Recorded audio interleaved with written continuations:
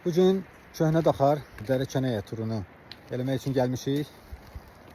İsmayıllı Lahıc yolun üzərindəyik və gördüyünüz kimi Köhnə Daxar kəndinin plakatı və Nivamızı gözləyirik. Birazdan kəndə doğru Niva ilə qalxacağıq. Ondan sonra isə yürüyüşümüzə piyada davam edəcəyik.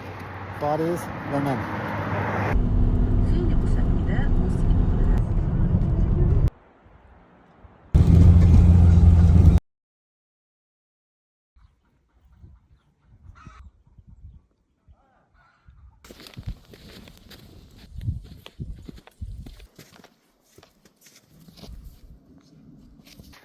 Qarlı meşə ilə yolumuza davam edirik.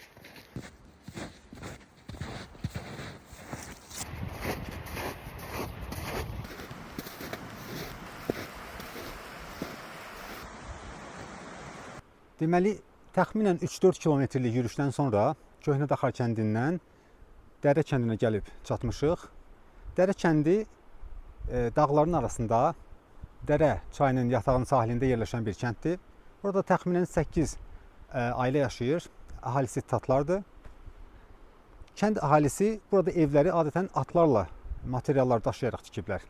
Çox mənzərəli və üstünkar bir kənddir. Eyni zamanda yetərincə tarixi bir kənddir demək olar.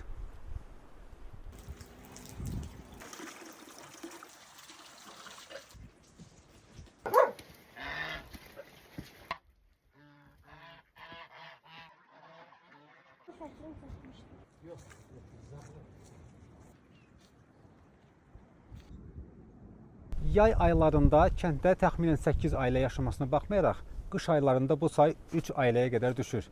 Elə biz bugün fevral ayında buradayıq və sadəcə 3 ailə kənddə yaşayır hal-hazırda.